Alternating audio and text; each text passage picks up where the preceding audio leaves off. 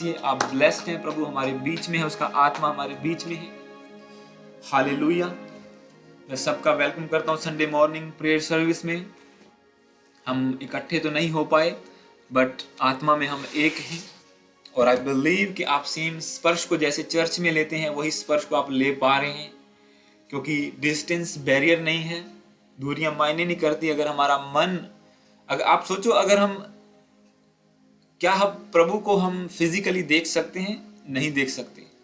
क्या पवित्र आत्मा को देख सकते हैं? नहीं देख सकते। पर फिर भी हम उसे अपने आप को छूता हुआ महसूस करते हैं, उसे काम करता हुआ देखते हैं, चर्चेस में, कलीसियाओं में, लोगों की जिंदगियों में। वो कैसे संभव होता है? प्रभु दूर है, वो स्वर्ग में है, हम धरती पर हैं, क्योंकि हमारी आत्मा उसके साथ एक हो जाती है। जब हमारा मन उसकी ओर लग जाता है, आत्मा एक हो जाती है, तो तब परमेश्वर हमारी जिंदगी में आ जाता है काम करने के लिए।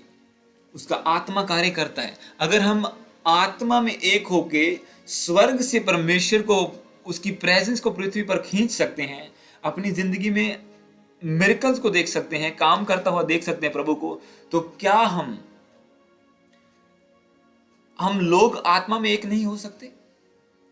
हालेलुया। क्योंकि अंत के दिन बुरे हैं, बाइबल का वचन कहता है। जरूरी नहीं कि कलीसियां इकट्ठी होती रहेंगी, सब कुछ ऐसा होता रहेगा, पर परमेश्वर सोर्सेज ठहराता है इकट्ठे होने का। आज लॉकडाउन में हम फिजिकली इकट्ठे नहीं हो सकते, पर द पॉइंट इज कि मैं आपको क्या बता रहा हूं कि अगर हम मन में एक हैं, अगर हम आत्मा में एक होने की ठान लें, तो हम एक चर्च को बिल्ड कर सकते हैं, एक स्पिरिचुअल, एक आत्मिक संगति को, फेलोशिप को हम बिल्ड कर सकते हैं। हालेलुया। तो आइए हम आज के वचन में चलेंगे। आई बिलीव कि परमेश्वर आपसे आज की वचन के द्वारा बात करेगा। तो हम खोलेंगे बुक ऑफ मैथ्यू चैप्टर 24, मत्ती उसका 24, जो ऑलमोस्ट लास्ट चैप्टर है, एक सेकंड लास्ट चैप्टर है उसका। मैथ्यू 24 को हम खोलेंगे।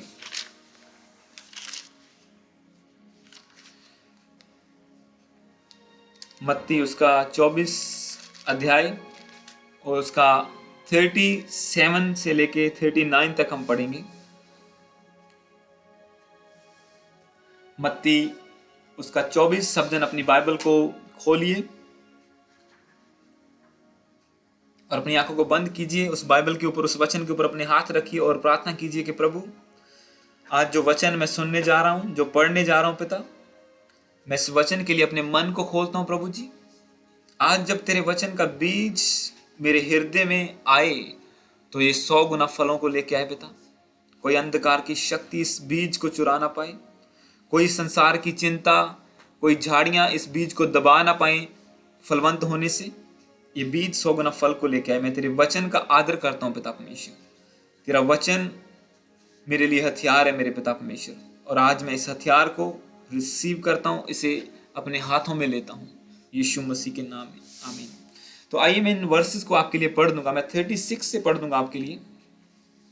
इसमें लिखा है, उस दिन और उस घड़ी के विषय में कोई नहीं जानता, न स्वर्गदूत, न पुत्र, केवल पिता। जैसे नूह के दिन थे, वैसा ही मनुष्य का पुत्र का आना होगा। क्योंकि जैसे जल प्रलय से पहले के दिनों में, जिस दिन तक के नूह जहाज पर ना चढ़ा, उस दिन तक लोग खाते पीते थे और उनमें विवाह होते थे। और जब तक जल प्रलय आकर उस सब को बहा ना ले गया, तब तक उसको कुछ भी मालूम ना पड़ा, तब तक उनको, यानी कि लोगों को कुछ भी मालूम ना पड़ा, वैसे ही मनुष्य के पुत्र का आना भी होगा। हालेलुया। ये वचन हमें क्या बताता है? यहां पे कहते हैं कि यीशु मसीह अपने आने के बारे में बात कर रहे हैं कि मेरा आना कैसा होगा। अलग अलग चैप्टर्स में, अलग अलग जगह पे प्रभु यीशु मसीह ने अलग अलग एग्जाम्पल्स देके इसको समझाने की कोशिश की है कि मैं कैसे आऊंगा, सेकंड कमिंग कैसे होगी जीसस क्राइस्ट की। और यहां पे यीशु मसीह कहते हैं कि उस दिन के विषय में कोई नहीं जानता कि मैं कब आऊंगा। ना स्वर्गदूत, ना पिता, ना पुत्र, सिर्फ पिता जानता है, परमेश्वर जानता है कि कब वो यीशु मसीह को दोबारा भेजेंगे धरती पर। अगली लाइन में यीशु मसीह कहते हैं कि जैसे नूह के दिनों में था वैसे ही मनुष्य के पुत्र का आना भी होगा। मतलब जैसे नूह के दिनों में नूह लोगों को बोलता था कि भाई परमेश्वर सब कुछ तबाह करने वाला है, सब कुछ खत्म होने वाला है, और लोग बिलीव नहीं करते थे। इवन दो कि उसने प्रभु की आवाज को सुन के जहाज बनाना शुरू किया, इतने साल लगाए, इतना हार्ड वर्क किया, पूरा दिन काम करता रहता था, सालों तक उसने काम किया, फिर भी लोगों ने उनको जान के, उसको देखकर एक ने भी नहीं सोचा कि ये पागल तो नहीं है जो ऐसे कर रहा है, कुछ ना कुछ तो इसके दिल में होगा, कुछ ना कुछ तो इसने परमेश्वर से पाया होगा। पर नहीं, बाइबल का वचन कहता है कि जब तक जल प्रलय उनके ऊपर आ नहीं गया तब तक उन्होंने बिलीव नहीं किया कि वाकई ही ये बात सच्ची है, वाकई ऐसा भी हो सकता है, वाकई बाइबल के वचन सच्चे हैं। हालेलुया। तो इसी तरह से आज जब हम प्रचार करते हैं कि यीशु मसीह आने वाला है, उसने एक बार जान दे दी है, अब वो दोबारा फिर से आएगा, तो कोई नहीं मानता। इसी तरह से प्रभु ने एग्जाम्पल दिया अपने आने की। वो कहता है कि जैसे नूह के दिन में लोग विवाह करते थे, मतलब खुशियां मनाते थे, कोई परवाह नहीं थी, अपना आनंद करते थे कि हमारी जिंदगी खत्म होने वाली है, हमारा न्याय होने वाला है, धरती पर परमेश्वर का न्याय आने वाला है, उन्हें कोई परवाह नहीं थी। इसी तरह से जब हम यीशु मसीह के बारे में प्रचार करते हैं कि भाई बाइबल में ये लिखा है, ऐसा होने वाला है, ऐसा होने वाला है, तो कोई बिलीव नहीं करता। इसीलिए प्रभु कहता है कि जैसे जल प्रलय आई, उसने सब कुछ तबाह कर दिया और नूह को चुन लिया। जल प्रलय में सारी धरती डूब गई, पहाड़ डूब गए, सारे दुष्ट लोग डूब गए जो दुष्टता में थे, पर नूह का जहाज ऊपर तैरता रहा। प्रभु कहता है इसी तरह से मेरा आना होगा, इसी तरह से एकदम से परमेश्वर का पुत्र आ जाएगा, और तब तो फिर लोग कहेंगे, कोई ऑप्शन ही नहीं बचा, क्योंकि बाइबल कहती है कि हर एक घुटना मसीह के आगे टिकेगा, हर जुबान इकरार करेगी कि यीशु ही प्रभु है। उस दिन तो लोग कहेंगे ही कहेंगे, क्योंकि सब कुछ आंखों के सामने पिक्चराइज हो जाएगा, सामने आ जाएगा कि यही है जो बादलों पर आया, इसी के बारे में बाइबल में लिखा, इसी के बारे में एक दिन बहन ने मुझे बताया था, या एक भाई मुझे बोल रहा था, पर मैंने बिलीव नहीं किया। तब तो हर एक घुटना टिकेगा। हालेलुया। इसीलिए परमेश्वर का प्रभु यीशु मसीह कहते हैं कि मेरा आना ऐसे होगा जैसे जल प्रलय नूह के दिनों में आई थी, और लोग अपनी मस्ती में डूबे हुए थे, और एकदम से जल प्रलय आई, सब कुछ डूब गया, और नूह ऊपर तैरने लगा, उसका जहाज ऊपर तैरने लगा, और जो कुछ उसका था सब कुछ बचा। इसी तरह से जब परमेश्वर का पुत्र आएगा न्याय करने के लिए, जो पाप में होंगे, जो दुष्टता में होंगे, वो डूबेंगे, और जो क्रिश्चियन, जो रियल परमेश्वर के लोग होंगे, जिनके ऊपर पवित्र आत्मा की स्टैंप होगी कि वो अभी भी स्पिरिट फिल्ड है, उनका प्रेम ठंडा नहीं हुआ, उन्होंने ताड़नाओं को सह लिया, क्लेशों में से गुजर गए, पर मसीह की वेट में वो एक सच्चाई में चलते रहे, और वो उस दिन तैरेंगे फिर नूह के जहाज की तरह, वो उस दिन ऊपर उठेंगे, क्योंकि परमेश्वर कहता है कि ऐसा नूह के दिनों में होगा। हालेलुया। ऐसा ही होगा, प्रभु कहता है। अब यहाँ पे दो बातें हैं, एक के एक दिन तो डिसाइड होना ही होना है, हम सब जानते हैं कि प्रभु ने आना है, हम सब जानते हैं कि एक दिन डिसाइड होगा ही होगा, कि सब लोग जान लेंगे कि परमेश्वर कैसा है, कौन परमेश्वर है, कौन सच्चा है। आज तो लोग आर्ग्यू करते हैं कि हाँ बाकी धर्म भी तो हैं, तुम इसको क्यों चुन रहे हो, ऐसा क्यों हुआ। तो प्रभु का वचन कहता है कि एक दिन प्रभु यीशु मसीह आएंगे और सब न्याय हो जाएगा। पर उससे पहले जैसे नूह बोलता था कि भाई ऐसा होने वाला है, कोई नहीं मानता था। अब परमेश्वर कहता है कि उसका राज्य उस दिन आएगा, जो रियल, जो एक किंगडम होगा, परमेश्वर का राज्य आएगा। पर उससे पहले परमेश्वर ने जो प्लानिंग ठहराई है, क्योंकि मैं एक वचन को कल पढ़ रहा था, मरकुस की बुक जब आप पढ़ते हैं, कि जब तक सब जातियों में प्रचार ना हो जाए मनुष्य का पुत्र नहीं आएगा, कि जब तक सब लोग के ऊपर गवाही ना ठहरे, सब लोगों में प्रचार ना हो जाए कि हाँ सब लोग जान चुके हैं कि उन्होंने एक बार यीशु मसीह का नाम सुना, बिलीव किया या नहीं किया उनकी मर्जी है, उन्हें मन कठोर किया या उन्होंने विश्वास किया या नहीं किया, ये उनकी मर्जी है। पर एक बार सब तक परमेश्वर का, प्रभु यीशु मसीह का नाम पहुंच जाए, तो फिर यीशु मसीह का पुत्र, जो परमेश्वर का पुत्र मसीह, वो आ जाएगा। अब बाइबल एक बात कहती है, अब हम किंगडम की बात कर रहे हैं कि परमेश्वर का राज्य जो है, बाइबल का वचन कहता है, जब आप पहला कुरिन्थियों को पढ़ते हैं, उसमें लिखा कि परमेश्वर का राज्य बातों में नहीं सामर्थ में है। हालेलुया। उस दिन क्यों परमेश्वर का राज्य स्थापित होगा? क्योंकि यीशु मसीह की सामर्थ प्रकट हो जाएगी सबके सामने कि हाँ भाई, ये इतने दूतों के साथ प्रभु यीशु मसीह आए हैं, ऐसे आए हैं, बादलों के ऊपर आए हैं। उनकी सामर्थ सबके सामने एक दिन प्रकट हो जाएगी और परमेश्वर का राज्य स्थापित हो जाएगा। और बाइबल करंटली कहती है कि प्रभु का राज्य बातों में नहीं, सामर्थ में है। और आज हम लोग, जो क्रिश्चियन लोग, जो पास्टर लोग, जो कहते हैं कि हम प्रभु के राज्य के लिए काम कर रहे हैं, हालेलुया, कि हम प्रभु के राज्य के लिए काम कर रहे हैं। इसके लिए मैं एक वचन को आपसे चाहूंगा कि आप पढ़ें, एक वर्ड को पढ़ें। आप खोलें अपनी बाइबल का, इसी से अगले चैप्टर में आएंगे। 25 को मैं पढ़ूंगा, 1 से लेकर 10 तक। इसमें लिखा है, तब स्वर्ग का राज्य उन 10 कुंवारियों के समान होगा जो अपनी मशालें लेकर दूल्हे से भेंट करने को निकली।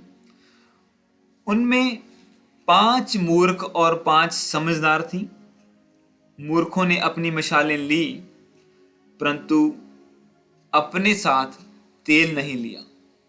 परंतु समझदारों ने अपनी मशालें ली, मशालों के साथ अपनी कुप्पियों में तेल भी भर लिया।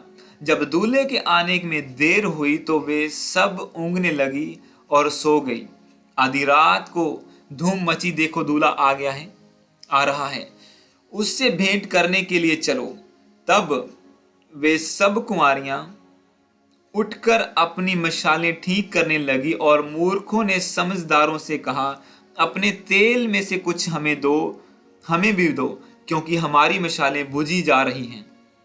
परंतु समझदारों ने उत्तर दिया, कदाचित यह हमारे और तुम्हारे लिए पूरा ना हो। भला तो यह है कि तुम बेचने वालों के पास जाकर अपने लिए मोल ले लो।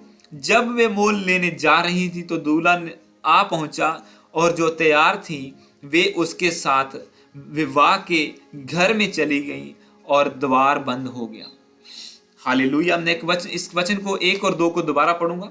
इसमें लिखा, तब स्वर्ग का राज्य उन 10 कुंवारियों के समान होगा जो अपनी मशालें लेकर दूल्हे से भेंट करने निकली। उनमें 5 मूर्ख और 5 समझदार थी। मूर्खों ने अपनी मशालें ली, परंतु अपने साथ तेल नहीं लिया। हालेलुया। अब यहाँ पे ये वचन बाइबल के वचन है, यीशु मसीह के वचन है, उसकी एग्जाम्पल है। उसने कहा कि स्वर्ग का राज्य उन कुंवारियों के समान है जिन्होंने मशालें ली। उन कुछ मूर्ख थी, कुछ समझदार थी। उन 10 कुंवारियों के समान है जिन्होंने 5 ने तो मशालें ली, यानी कि लाइट्स ली, मशालें ली, और तेल नहीं लिया अपने साथ, और 5 ने मशालें भी ली और तेल भी लिया। अब यहाँ पे हम बात कर रहे हैं, मैं उस वचन को दोहराऊंगा कि प्रभु का राज्य बातों में नहीं, सामर्थ्य में है। अगर अकेली बाइबल से प्रचार होना होता तो अब तक पूरी दुनिया क्रिश्चियन बन चुकी होती। हालेलुया। अब यहाँ पे मूर्खता की बात ये कही जा रही है कि जब हम प्रचार करने निकलते हैं एक बाइबल को लेके कि हम यीशु मसीह का प्रचार, उसके राज्य को बढ़ाने जा रहे हैं, विच इज नॉट बैड, वो कर सकते हैं, इवेंजलिस्ट हैं, सब काम है। पर जो रियलिस्टिक एक चीज बाइबल हमें बताती है कि प्रभु का राज्य बातों में नहीं, सामर्थ्य में। आप खुद सोचो कि कितने लोग हैं जो सिर्फ बातों से, हमारे कहने के द्वारा कि भाई यीशु ही प्रभु है, उसको मान लो, वो स्वर्ग नरक बनाने, उसने वो स्वर्ग में लेके जाना है वाला आपको, स्वर्ग और नरक का न्याय वही करने वाला है। कितने लोग मान जाएंगे? कोई भी नहीं मानेगा। हालेलुया। लोग स्पीकर लेके मार्केट्स में प्रीच करते हैं, सब कुछ करते हैं, कितने लोग बैप्टाइज होते हैं? आई डोंट थिंक सो कोई होता होगा। कोई बात भी नहीं सुनता, सब लोग अपने रास्ते निकल जाते हैं कि इनका तो काम ही है, ये तो बोलते रहते हैं। और अब यहां पे परमेश्वर एक एग्जाम्पल दे रहा है कि जो 5 मूर्ख थी, उन्होंने मशालें तो ली पर तेल नहीं लिया। उन्होंने बाइबल तो पकड़ी प्रचार करने के लिए, पर अनॉइंटिंग, अभिषेक ऑयल ना होने की वजह से वो असरदार नहीं थी। वो वचन प्रीच किया गया पर वो फल नहीं लेके आया। बाइबल वचन हमने बाइबल से प्रीच करना है, क्योंकि परमेश्वर का वचन ही है जो सब कुछ करता है। पर वो वचन कब काम करता है? जब वो एक अभिषेक में से होके, मैंने आपको एग्जांपल कितनी बार शेयर किया इस बात की कि जिन लोगों से मैं बात करता था कि भाई मैं गलत नहीं, मैं सही रास्ते पे जा रहा हूं, तुम क्यों मुझे बुरा भला कह रहे हो, ये बाइबल सच्ची है, इसमें सब कुछ सच्चा है, यीशु के पीछे चलो। कोई नहीं मानता था। और जैसे ही वर्ड्स अनॉइंटेड हुए, अभिषेक आया, तेल आया, वो वही लोग जय मसीह की बोल रहे हैं। हालेलुया। क्यों?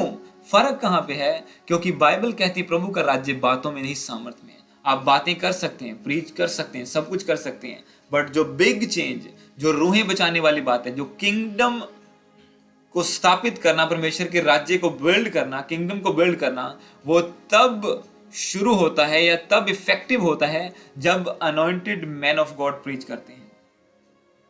अगर आप पंजाब में देखो तो क्या पहले चर्चेज नहीं थी? वहां पे पीढ़ियों से, जनरेशन से क्रिश्चियंस हैं, जनरेशन से हैं जो बातों से प्रचार करते थे और लोग उनको छोटी जाति कह के बुलाते थे। और आज अगर पास्टर बोल दो तो ऑनर की बात समझी जाती है कि हाँ भाई ये बंदा पास्टर है, ये हाई लेवल का है, हाईएस्ट कास्ट से भी ऊंचा लेवल है इसका। क्यों? क्योंकि अब प्रभु का राज्य बातों से नहीं, सामर्थ्य से सिद्ध होता है। प्रभु की का प्रचार सिर्फ बातों से नहीं कि भाई बाइबल में ये लिखा है, दानियल ने ऐसा किया, ऐसा भविष्यवक्ता था, एलिया के दिनों में ऐसा हुआ, यीशु मसीह के दिनों में ऐसा हुआ, उन्होंने लंगड़ों को चलाया, अंधों को दिखाया। अब क्या? अब कुछ भी नहीं हो रहा है। हालेलुया। अब क्या? तो इसीलिए मैं क्या कह रहा हूं आपसे कि अगर सिर्फ बाइबल से या सिर्फ बोलने से प्रचार हो सकता, या सिर्फ बोलने के द्वारा रूहें बदलनी होती, लोगों के मन बदलने होते, तो अब तक पूरा वर्ल्ड क्रिश्चियन बन चुका होता। इसीलिए जब यीशु मसीह ने, आप देखो, अगर उन्होंने चेलों को भेजा तो उन्होंने सिर्फ बातों से नहीं भेजा, उन्होंने कहा लो पवित्र आत्मा, मैं तुम्हें दुष्ट आत्माओं पर अधिकार देता हूं, मैं तुम्हें बीमारों को चंगा करने की अथॉरिटी देता हूं, तो मेरे नाम से दुष्ट आत्माओं को डांटोगे और वो जाएंगी। क्यों? क्या जरूरत थी? क्या प्रभु सिर्फ वचन देके नहीं भेज सकता था कि हाँ भाई जाओ प्रचार करो, मैं मसीह हूं परमेश्वर? और प्रभु की बातें भी तब तक लोगों ने नहीं सुनी जब तक सामर्थ्य के काम प्रकट नहीं हुए। चेलों की बातें भी तब तक लोगों ने नहीं सुनी जब तक लंगड़ा नहीं चला, किसी ने उसके ऊपर ध्यान भी नहीं दिया कि अनपढ़ लोग तक के खांदे फिर दिया, तुरे फिर दो इन्होंने। और इसीलिए प्रभु ने कहा था कि जब तक सामर्थ ना पाओ स्वर्ग से, तब तक यहीं पर यरूशलेम में रुके रहना, जब तक पवित्र आत्मा ना उतरे बाहर मत जाना। क्योंकि प्रभु ने खुद वचन को कहा है कि प्रभु का राज्य बातों में नहीं सामर्थ में है। बिना तेल के तुम्हारी मशालें थोड़ी देर चलोगे फिर बुझ जाएंगी वो, अगर तेल होगा आप चलते जाओगे। इसीलिए आज का वचन जो है, इसका टाइटल है कि टेक यू ऑयल, अपना तेल लो, अपना तेल अपने साथ लो। उन मूर्खों के समान नहीं, अदरवाइज आप उन कुंवारियों की तरह मूर्ख कहलाएंगे, उनकी तरह मूर्ख कहलाएंगे जिन्होंने मशाले तो ले ली पर तेल था ही नहीं। बाइबल तो है हाथ में, प्रचार करने भी निकले हुए हैं, पर इफेक्टिव नहीं है। कोई बैप्टिज्म नहीं ले रहा, कोई बदल नहीं रहा। रीजन क्या? तेल नहीं है। फिर थोड़ी देर चलेंगे, फिर बोलेंगे कुछ होता तो है नहीं, खुद ही घर बैठ जाते हैं। पर जब तेल होगा, मशालें जलती रहेंगी, रूहें बदलती जाएंगी, आप और एक कदम और आगे बढ़ते जाएंगे। ये हर एक बंदे के लिए, एवरी क्रिश्चियन, हर एक क्रिश्चियन के लिए, क्योंकि हर एक बंदा प्रीचर है, हर क्रिश्चियन। अगर आपकी प्रेयर लाइफ नहीं है, आपके पास ऑयल नहीं है, आप कुछ नहीं। आपका पड़ोसी बोलेगा कि इससे तो मैं अच्छा हूं। और इसकी एग्जांपल भी मैंने एक बंदे से शेयर की थी। मैं बोला कि तेरे हालात क्या है? मेरे ये हालात हैं, मेरे ये मुसीबत है, ऐसा है, ऐसा है। तेरे साथ वाले कैसे हैं? वो उनके पास ये भी है, ये भी है, ये भी है। तो मैंने बोला फिर परमेश्वर किसका सच्चा हुआ? अगर देखो दुनियादारी की नजर से तो वो तो बोलेंगे ना कि नहीं ये ब्लेस्ड लोग हैं, तुमने यीशु मसीह के पास जाके क्या ले लिया? पर उनको नहीं पता कि ये बिना तेल के चलने वाले मूर्ख हैं, जिनकी मिसाल थोड़ी देर चल के बुझ जाती है और फिर ढूंढते हैं कि मुझे तेल मिले कहीं से। और ऐसा नहीं होता। वो किसी की प्रार्थना 1 बार 2 बार 3 बार काम करेगी, पर जो काम प्रभु ने आपकी प्रेयर के द्वारा, आपके ऑयल के द्वारा आपकी जिंदगी में करना है, वो किसी के द्वारा नहीं हो सकता। चाहे जितना मर्जी जोर लगा लो, जो आपकी प्रेयर सुन के उसने करना है। फेलोशिप में काम होते हैं। कल भी आपने मीटिंग में देखा, प्रभु की आत्मा ने कार्य किया, लोग छुए गए। पर उसके बाद अगर वो ऑयल को मेंटेन नहीं करेंगे, खुद प्रार्थना में नहीं जाएंगे, वो एक बार हुआ हालेलुया पवित्र आत्मा का अभिषेक उतरा और बस उसके बाद फिर वही नॉर्मल लाइफ। और इसीलिए प्रभु का वचन कहता है पवित्र आत्मा से परिपूर्ण होते जाओ। उसने नहीं कहा कि एक बार हो जाओ, परिपूर्ण होते जाओ, यानी कि भरते जाओ, पवित्र आत्मा से भरते जाओ। हालेलुया। तो आओ इसी वचन को मैं आगे देखता हूं। इसमें हम पढ़ेंगे इसी 25 का 24 से लेके 27 तक। उससे पहले मैं 14 और 15 को पढ़ूंगा। मैथ्यू 25 वर्स 14 और 15, देन 24 एंड 27, 24 से लेके 27 तक हम पढ़ेंगे। 14 और 15 में क्या लिखा है? ये प्रभु आगे एक और पैराबल का, एक एग्जाम्पल का इस्तेमाल कर रहे हैं। आप अपनी बाइबल की ओर देखिए। मैं 1 मिनट कुछ सेट करूं आपके लिए। थोड़ी देर के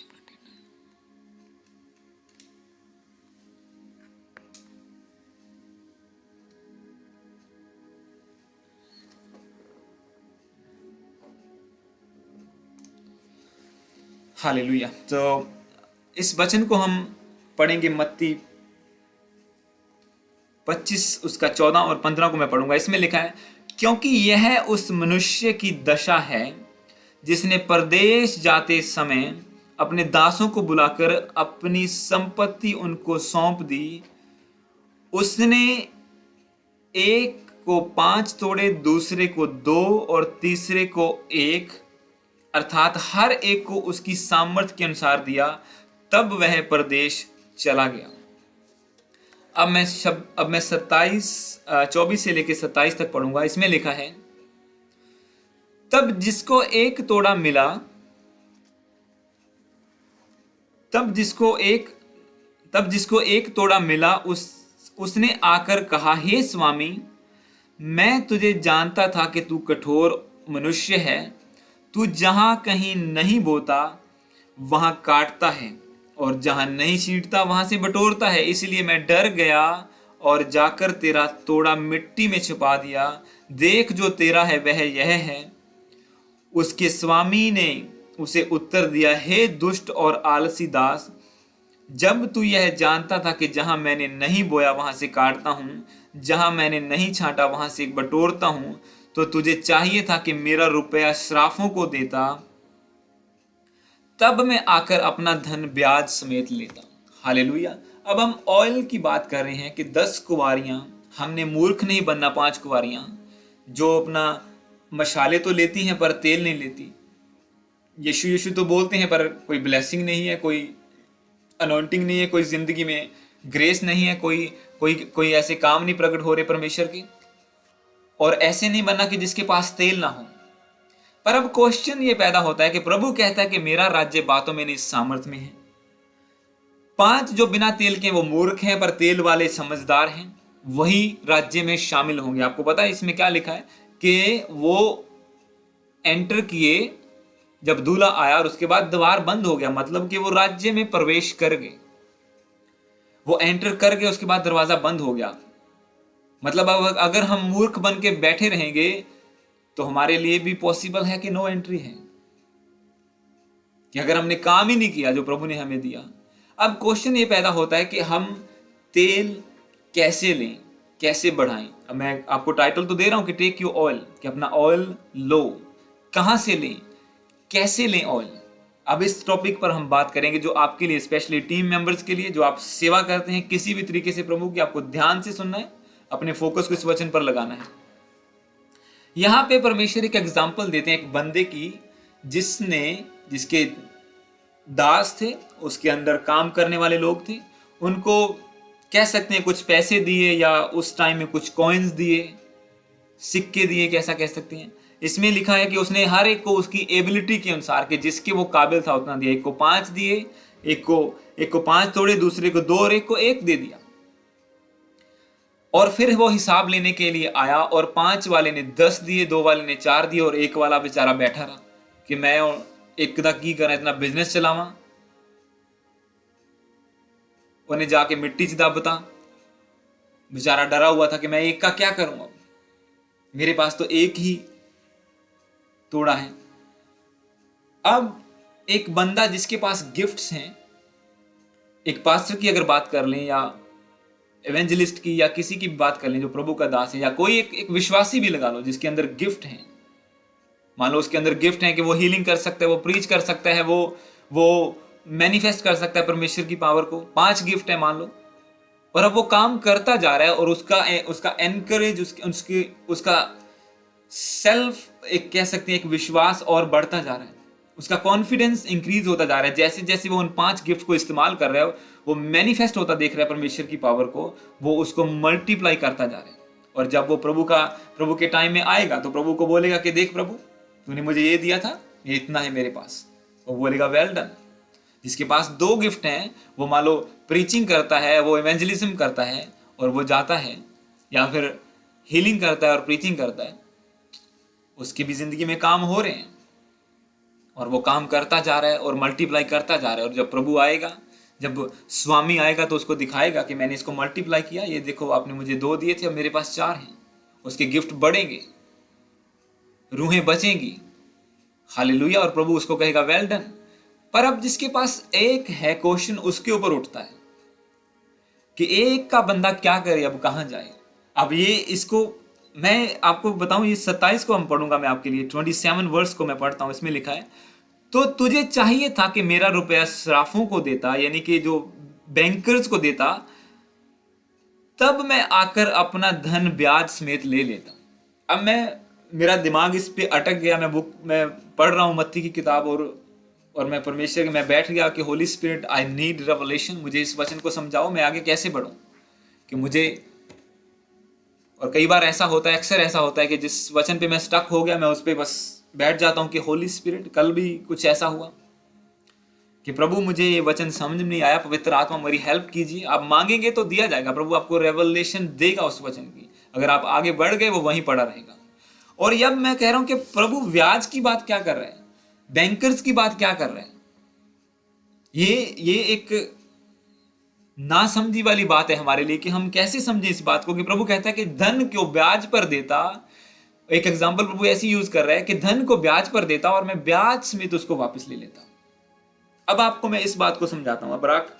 अब ये उस बंदे की बात है जिसके पास 1 ही गिफ्ट है, चाहे वो तबला बजाता है, चाहे वो वर्शिप करता है, चाहे उसके पास खाली बोने का गिफ्ट है या सिंगिंग का, कोई भी गिफ्ट एक बंदे के पास है जिसके द्वारा वो मिनिस्ट्री तो नहीं चला सकता, जिसके द्वारा वो जाके, अब तबला बजाने वाला क्या करेगा, वो प्रभु के लिए काम करना चाहता है, उसका गिफ्ट तबला बजाना है या सिंगिंग करना है, या एक ढोलक बजाने वाला, ड्रम बजाने वाला, कोई भी है एक बंदा जो इंस्ट्रूमेंट बजाता है या वर्शिप करता है।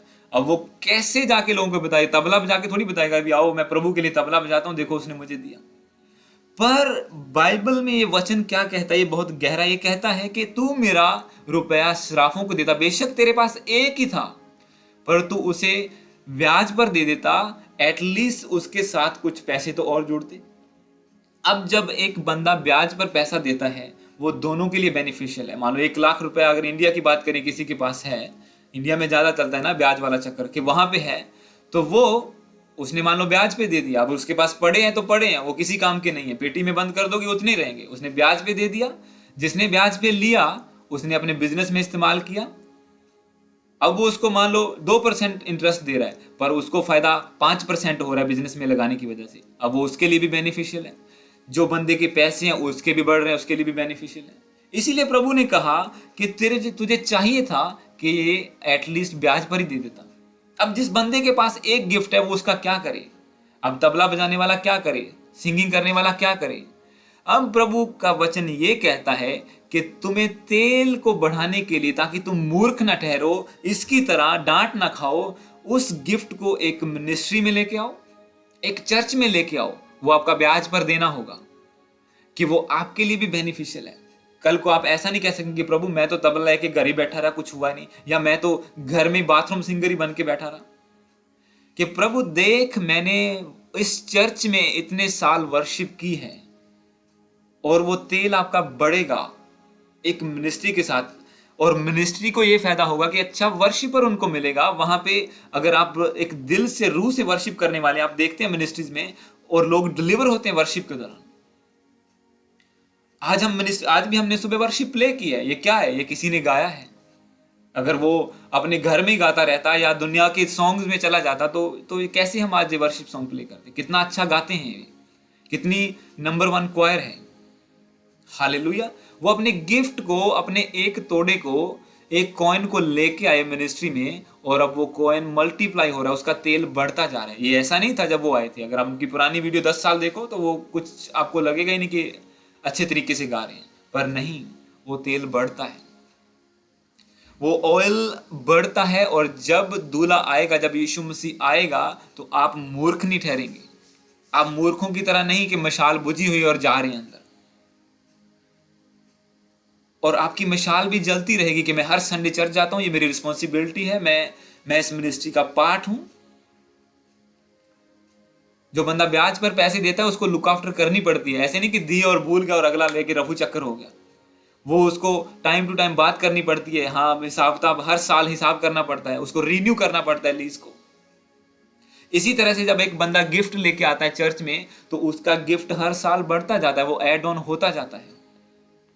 इसीलिए प्रभु कहता है कि अगर तेरे पास एक है, इसको ब्याज पे दे दे, और पर अपने ऑयल को इकट्ठा कर, अपने तेल को इकट्ठा कर। चाहे आप कुछ भी करने वाले हैं, चाहे आप किचन का काम, हर हर चीज की, कौन सा काम है जो चर्च में नहीं होता। अब ये मिनिस्ट्री आपको, हम तो थोड़े से लोग हैं, बट ये बढ़ेंगे तो तब क्या, किचन का काम कितना होने वाला है।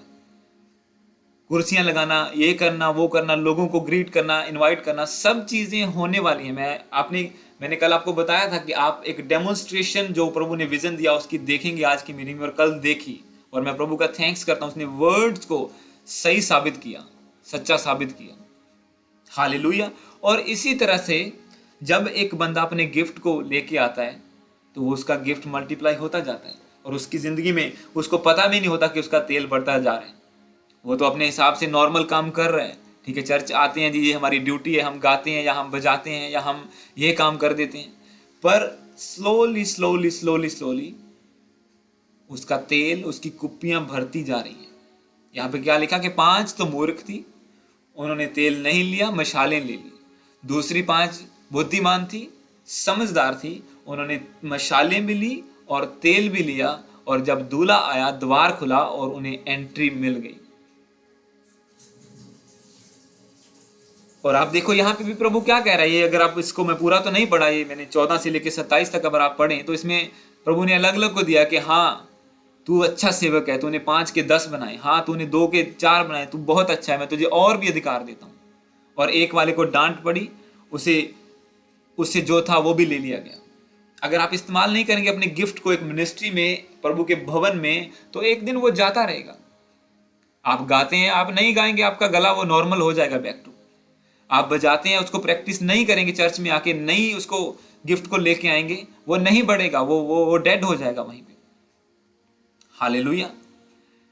आपका कोई भी गिफ्ट हो सकता है। हर बंदे को प्रभु ने कोई गिफ्ट दिया, किसी को गाने का, बजाने का, काम करने का। आप देखते हैं बाइबल में जब पढ़ते हैं कि पवित्र आत्मा तो एक वरदान अलग अलग है। किसी को किसी तरह का वरदान दिया, प्रबंध करने का वरदान दिया, किसी को कैसा दिया। हर तरह के अलग अलग काम है उसी आत्मा के, और होली स्पिरिट आपको देता है। आप ये पोस्टर देखते हैं, इसको कोई बनाता है, इस पे 2 घंटे 3 घंटे टाइम लगता है।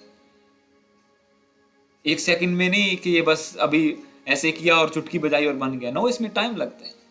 ये जो भी आप आज ऑनलाइन सुन रहे हैं, जो चीज कर रहे हैं, इस पे टाइम लगा, इसको क्रिएट किया गया, इन चीजों को बनाया गया है, इनको हमने इनके ऊपर वर्क किया, घंटों, दिनों, हफ्तों वर्क किया इनके ऊपर कि कैसे करें। ये एक एक चीज करके ऐड ऑन होती गई। और आप देखेंगे मीडिया में कितना अभी और भी फैलाव आएगा, मीडिया में और चीजें बढ़ेंगी। कोई बंदा अपने गिफ्ट को यूज कर रहा है, कोई सिस्टर अपने गिफ्ट को यूज कर रही है इन चीजों के लिए कि उसको प्रभु ने गिफ्ट दिया कंप्यूटर लिटरेशन का, कंप्यूटर लिटरेटेड है, वो एजुकेटेड है कंप्यूटर के बारे में, और उसको यूज कर रही है। हालेलुया। इसी तरह से आप में कोई है, किसी को वर्शिप का, किसी को काम करने का, मीडिया का, कोई भी काम है, आप यूज कर सकते हैं, और प्रभु उसको मल्टीप्लाई करेगा आपके गिफ्ट को। अब एक वचन को मैं पढ़ूंगा आपके लिए, और तेल आप कैसे ले सकते हैं। एक साम्स 133, भजन संहिता 133 को हम खोलेंगे। साम्स 133 उसका 1 और 2। साम 133 133 उसका 1 और 2 को मैं पढ़ूंगा आपके लिए।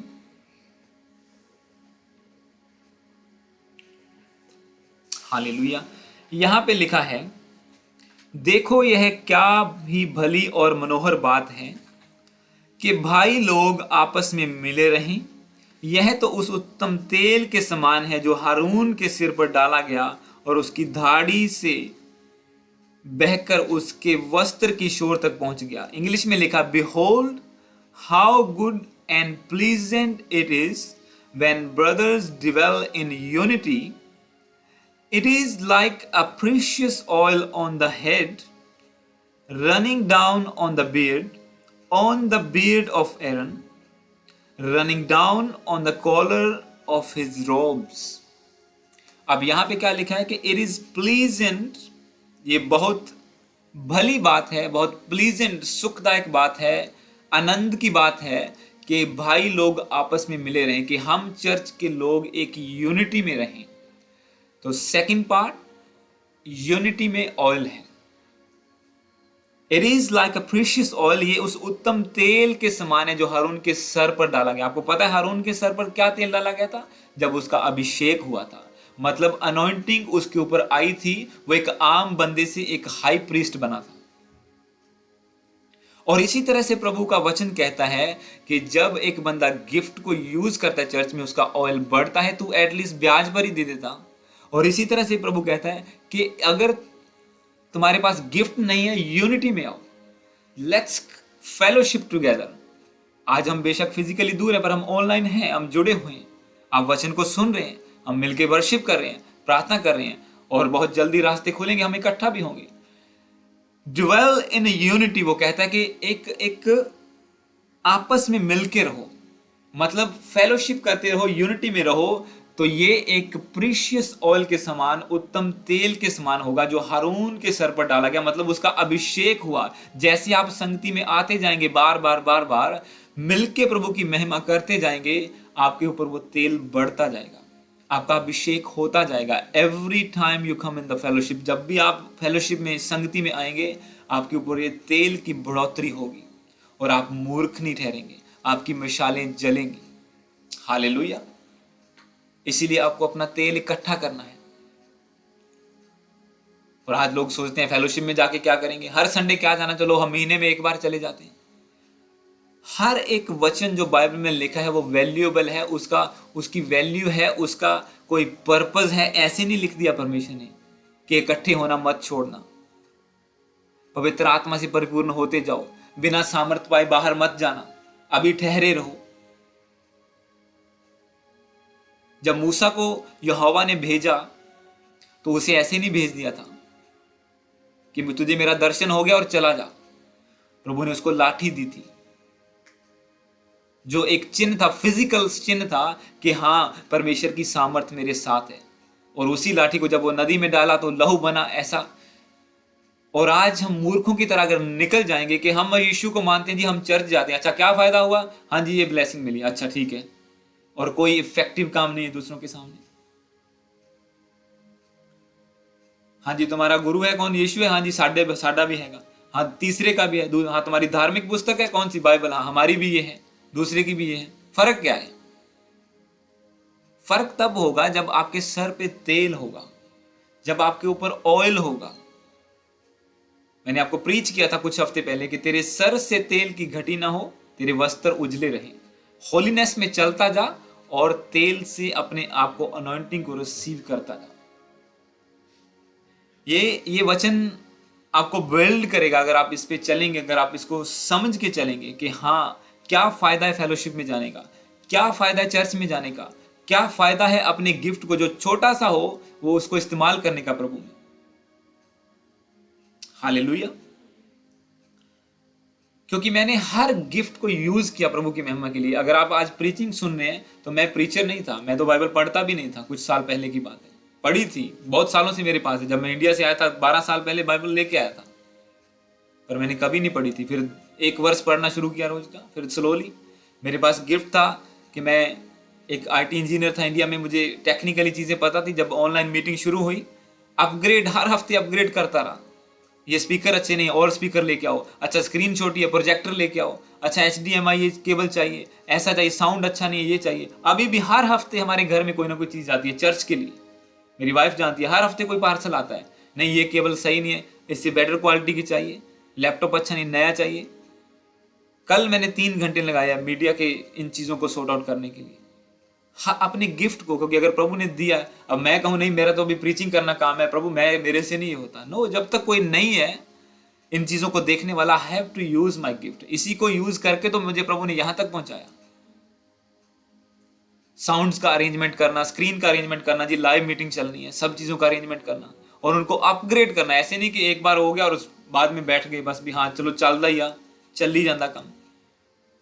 नो, एक मन में तड़प रखना कि प्रभु कहता है कि तेरे भवन की धुन मुझे खा जाएगी। एक धुन रखना कि प्रभु तेरा भवन ऐसा चाहिए।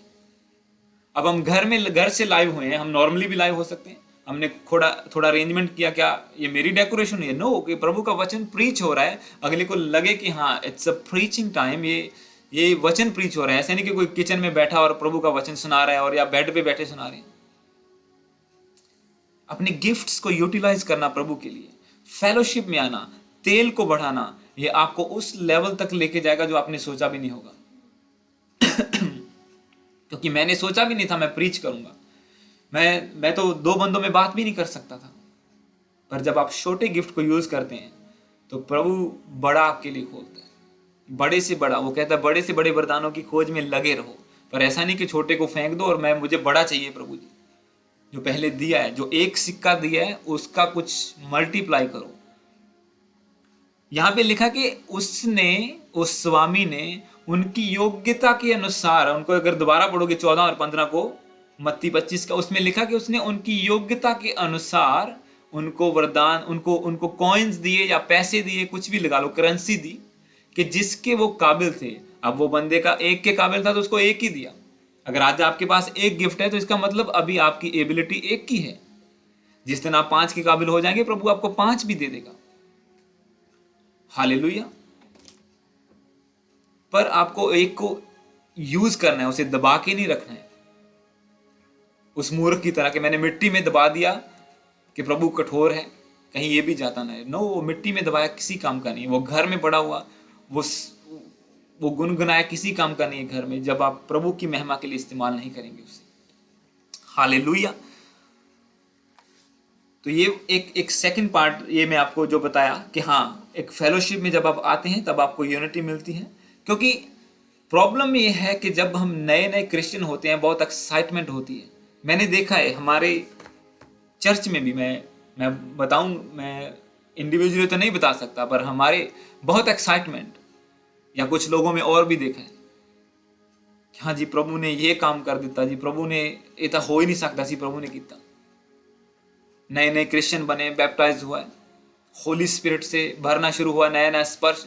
क्योंकि जो नया एक्सपीरियंस होता है वो आपको एक्साइटमेंट देता है, और उसके बाद ओवर कॉन्फिडेंस किल कर देता है आपके उस गिफ्ट को। जो चीज आपने पाई प्रभु से उसको, क्योंकि बाइबल में एक वचन है वो कहता है कि एक मूर्ख बंदा, एक बंदा जो अलग हो जाता है वो अपनी ही इच्छा पूरी करने के लिए अलग होता है। जो बंदा संगति से या एक फेलोशिप से या एक मिनिस्ट्री से अलग हो जाता है वो अपनी ही इच्छा पूरी करने के लिए होता है। अब एक बंदे को प्रभु का स्पर्श मिला, उसने कुछ नया एक्सपीरियंस किया, उसे लगा कि नहीं ये सामर्थ मेरे अंदर आ गई है, वचन को पढ़ा, वही फिर बात अकेली मिसाल लेने वाली कि बाइबल में लिखा है कि तेरे पास अधिकार है, तू मेरे नाम से दुष्ट आत्माओं को निकालेगा। अभी चल पड़े, और पता चला 5-6 अपने ऊपर भी ले ली। क्यों? तेल नहीं था, खाली बाइबल लेके प्रीच करने निकले गए और बाइबल का वचन पढ़ के ओवर एक्साइटेड हो गए कि हाँ जी हम दुष्ट आत्माएं निकालेंगे। अब तो हमारी प्रेयर से सब कुछ हो जाता है, पास्टर की प्रेयर से जरूरी थोड़ी है। हाँ होता है, पर जब आप एक प्रेयर में एक अभिषेक को, एक लेवल को रिसीव कर लेते हैं, कोई भी बंदा, क्योंकि बाइबल में ये नहीं लिखा, वो कहता है कि मेरे विश्वासियों के ये चिन्ह होंगे, मेरा नाम लेके दुष्ट आत्माओं को निकालेंगे, वो मेरे नाम से रोगियों पर हाथ रखेंगे और वो चंगे हो जाएंगे। बिलीवर्स के, पास्टर का तो लेवल उससे भी ऊपर है कि वो तो बिल्ड करेंगे कलीसियाओं को, चर्चेस को, अरेंजमेंट्स करेंगे, फेलोशिप्स का, सब चीज का, कि बिलीवर्स के चिन्ह होंगे, मेरा नाम लेके दुष्ट आत्माओं को निकालेंगे। और जब दुष्ट आत्मा निकलती है तो कुछ बिलीवर ऐसे वो खुद ही बेहोश होकर गिर जाते हैं, दुष्ट आत्मा निकालनी तो दूर की बात है। हालेलुया। और वो कब होगा? ऐसे नहीं कि एक्साइटमेंट में बाइबल उठाई और चल दिए और हाँ जी प्रभु का वचन तो ये कहता है ये पूरा हो जाएगा, ऐसे नहीं होता। ऐसे तो फिर हर कोई, मैंने आपको बताया, ऐसे तो फिर अब पूरा वर्ल्ड अब तक क्रिश्चियन बन चुका होता अगर खाली शब्दों से। इसीलिए प्रभु ने कहा मेरा राज्य बातों में नहीं सामर्थ में है। मैं चाहता हूं एक बार बोले कि प्रभु का राज्य बातों में नहीं सामर्थ में है। यस, प्रभु का राज्य बातों में नहीं सामर्थ में है कि प्रभु ਦਾ ਰਾਜ ਗੱਲਾਂ 'ਚ ਨਹੀਂ ਪਾਵਰ ਦੇ ਵਿੱਚ ਆ, ਉਹਦੀ ਪਾਵਰ ਮੈਨੀਫੈਸਟ ਹੁੰਦੀ ਆ, ਉਦੋਂ ਪਰਮੇਸ਼ਰ ਦਾ ਰਾਜ ਅੱਗੇ बढ़ता है। सिर्फ ਗੱਲਾਂ ਦੇ द्वारा नहीं, क्योंकि ਗੱਲਾਂ करने वाले बहुत मिल जाएंगे आपको, पर आपको सिर्फ बातें करने वाला नहीं बनना है। मैं क्यों आपको ये वचन प्रीच कर रहा हूँ? क्योंकि आपको आगे बढ़ना है। ये कलीसिया सिर्फ इतनी रहेगी, मिनिस्ट्री इसी लेवल तक नहीं रहेगी, आगे बढ़ने वाली है और टीम को आगे बढ़ना है। जो आप जुड़े हुए हैं, आपको अपने गिफ्ट्स को रीन्यू करना है, उनको आगे बढ़ाना है ताकि प्रभु आपको बढ़ा सके और आपकी जगह एक गिफ्ट वाला ले सके। अब एक वाला बंदा अगर वो बढ़ाएगा नहीं, इस्तेमाल नहीं करेगा, वो 2 के लेवल में नहीं आएगा। और जिसने 1 के लेवल में आना है, जिसके पास एक ही गिफ्ट है, वो वेट करता रहेगा कब इसका लेवल बढ़े, अब मैं। हालेलुया। तो इसी तरह से आपने देखा है मिनिस्ट्री में जो शुरू से जुड़े हुए कि कैसे हम कहां से कहां तक पहुंचे हैं। अंश अंश करके परमेश्वर बढ़ाता है जब हमने सच्चे दिल से प्रभु के लिए अपने गिफ्ट्स को इस्तेमाल किया। और अलग अलग गिफ्ट्स प्रभु ने हमको दिए हैं। हर बंदा पास्टर नहीं बन सकता, पास्टर खुद ही ड्रम नहीं बजा सकता। चलो मुझे कभी कभी बजाने पड़ते हैं, कभी कभी हो जाता है, पर हर बंदा, ये भी प्रभु की एक ग्रेस है कि हर काम से प्रभु ने निकाला है। कल को ऐसा नहीं कि ये काम नहीं कर सकते हैं। ढोलकी भी बजाई है, ड्रम भी बजाए हैं, फोटोएं भी खींची हैं, मीडिया का काम भी, सब कुछ प्रभु ने एक ग्रेस दी है सब कुछ करने की। पर नहीं, जिसके लिए वो गिफ्ट बना है, जिसके अंदर वो गिफ्ट है, उसी को वो करना है ताकि कलीसिया उन्नति पाए, ताकि चर्च ग्रेस में बढ़े, उन्नति पाए। यहां पे क्या लिखा, मैं 133 को दोबारा पढ़ूंगा। इसमें लिखा, देखो क्या ही भली और मनोहर बात है कि भाई लोग आपस में मिले रहें। यह तो उस उत्तम तेल के समान है जो हारून के सर पर डाला गया और उसकी दाढ़ी से बहकर उसके वस्त्र की शोर तक पहुंच गया। ये उस तेल के समान है जिसने हारून को एक आम बंदे से हाई प्रीस्ट की कुर्सी तक पहुंचा दिया। फेलोशिप करना, इकट्ठे होना, अपने गिफ्ट्स को यूज करना, ये उस तेल के समान है। It's like a precious oil. ये उस तेल के समान है, उस उत्तम अनमोल तेल के समान है जो आपको एक ग्राउंड लेवल से एक हाई मल्टी स्टोरी लेवल तक पहुंचा सकता है। और प्रभु पहुंचाता है, वो प्रूव करता है। आप गवाह हैं इस बात के, इस चर्च में भी, कि आप कहां थे आज, आपने मुझे कहां देखा, आज कहां देख रहे हैं। आप खुद कहां थे, आज कहां पे हैं। और आगे भी मैं बिलीव करता हूं और डिक्लेयर करता हूं कि हम आगे ही अपने आप को देखेंगे, क्योंकि प्रभु ने हमें पूंछ नहीं, हमें सिर ठहराया है। और मैं डिक्लेयर करता हूं, मैं चाहता हूं आप 1 मिनट आंखों को बंद करें, इस प्रार्थना को रिसीव करें। यीशु मसीह के नाम में, जितने टीम के चर्च के मेंबर्स हैं, जितने ऑनलाइन मेंबर, मैं यीशु के नाम में प्रार्थना करता हूं कि आपके सर के ऊपर वो तेल आए और आप नीचे नहीं, आप ऊंचे हो, आपका लेवल बढ़े यीशु मसीह के सामर्थी नाम में। जो वर्ड आप सुन रहे हैं जो आपके हृदयों में इसी वक्त सील हो जाए। मैं इसे सील करता हूं यीशु के ब्लड के द्वारा। ये बार बार आपको याद आए, ये बार बार आपको रिमाइंड कराए, आपको एनकरेज करे आगे बढ़ने के लिए, अपने गिफ्ट को यूज करने के लिए, प्रभु की महिमा के लिए इकट्ठे होने के लिए आपको एनकरेज करे। जितने भी लोग आप जुड़े हैं ऑनलाइन, मैं यीशु का दास होने के नाते, प्रभु का सेवक होने के नाते प्रार्थना करता हूं, ये ग्रेस, ये अनॉइंटिंग आपके ऊपर इसी तरह बनी रहे और आप इसी तरह तेल में आगे बढ़ते जाएं। प्रभु का आत्मा आपके ऊपर उतरे।